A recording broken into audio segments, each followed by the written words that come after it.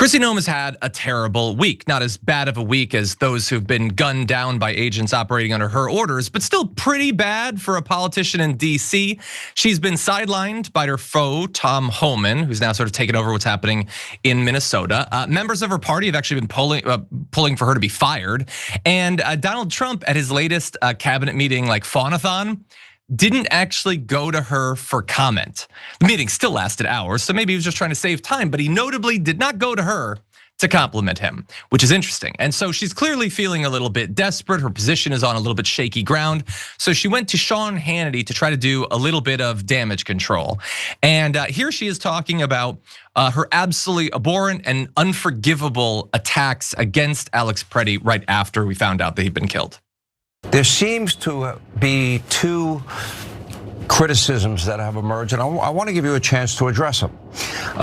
One was an ex-post 2.5 hours after the Pretti shooting, that an individual approached the officer with a 9mm semi-automatic. Officers feared for their safety, and that's why the shooting occurred. It seems, as you look at videos, that the weapon may have been stripped, though, before that happened. And I guess my question is, was that statement premature? Well, Sean, I know you realize that situation was very chaotic and that we were being relayed information from on the ground from CBP agents and officers that were there. We were using the best information we had at the time. So there were a lot of lies thrown out in there. First of all, Sean Hannity saying it looks like the gun might have been taken away before he was shot. What was that video from last Saturday night? What are you talking? Yes, no, the gun was taken away before he was shot. We've known that definitively. The video has been available for a week now at this point, nearly 5-6 days. And Sean Hannity is like, maybe the incontrovertible evidence exists. And then she says, don't get all the way off her back because things were chaotic. And things were chaotic. You had like the Secretary of DHS coming out and calling him a terrorist. That was pretty chaotic.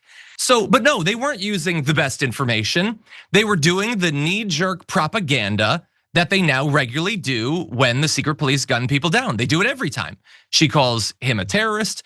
Bovino says he's trying to massacre people. Stephen Miller says that he's an assassin. None of that was based on evidence. All of it was based on a need to try to inoculate your base from the horror of what actually played out. And they didn't fully succeed because of how propagandized they are. A lot of Republicans do now accept like, oh, Alex Pretti kicked a car a week before.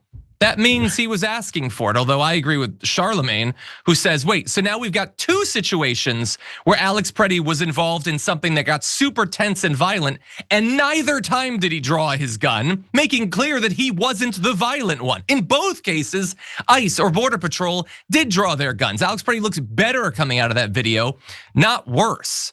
And so that's a terrible defense. Brett, before you jump in, let's just get a little bit more of her attempted damage control. People seem to be upset over the term domestic terrorism. Why do you believe that's appropriate? Because you used it in both cases. Well, Sean, we're continuing to gather information, and the FBI leading this investigation is important to make sure that we talk about both these situations appropriately. Stephen Miller seemed to concede that maybe some protocols weren't followed.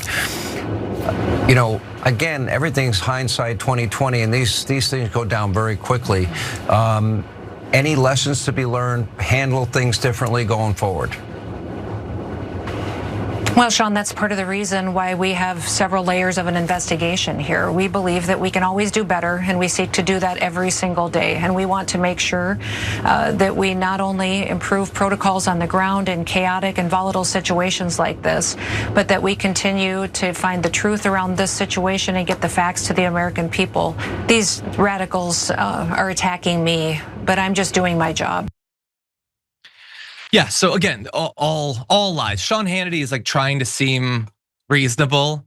Do you think if they'd gunned down conservatives, like if it was under Obama or something, do you think he'd be like, it is chaotic? Are there any lessons to be learned about? No, I have a feeling he probably would not be. She's not trying to relay accurate information. She's trying to control the narrative. It's a volatile situation. Here's an idea.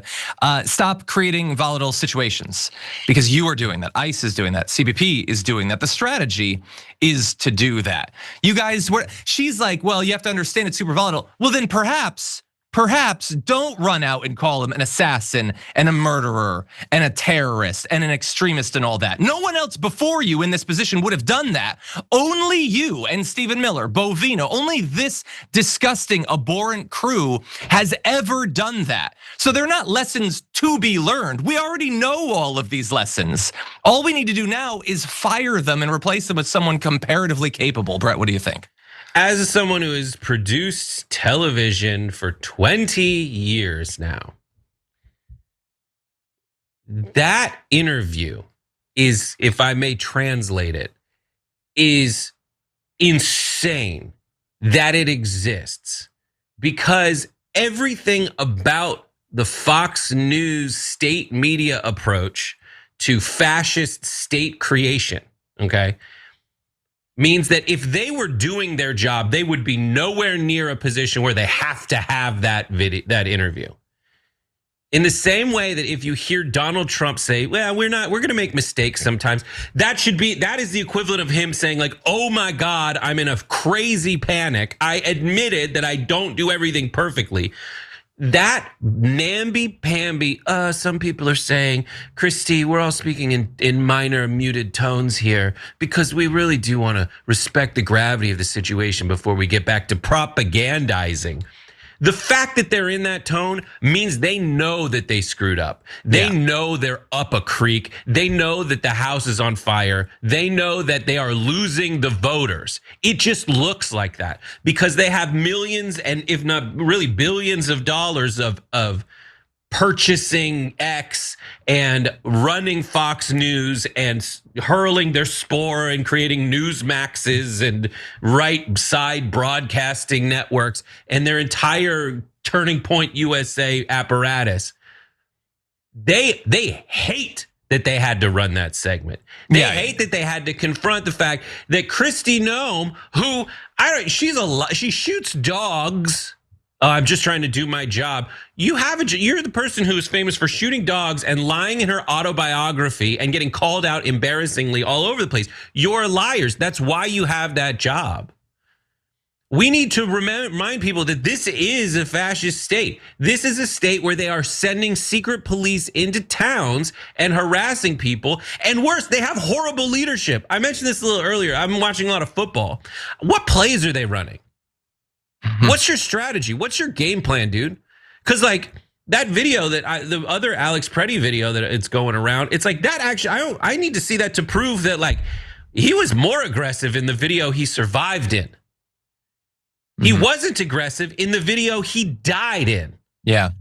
That's evidence that these guys, Customs and Border Patrol, have no leadership, no strategy, bad players, and horrible coaches. And they should all be freaking fired. 100%. Before more people die. Yeah. And the insane stuff that happens, like I'm watching The Five and Gutfeld is like, I know you guys want more people to get killed. We're protesting it. We don't want more people to get killed. What are you talking about? No, and you know who doesn't want more people to get killed? You guys, because you hate that this is the one segment that you don't have control of every lever of communications and power at your disposal. Exactly.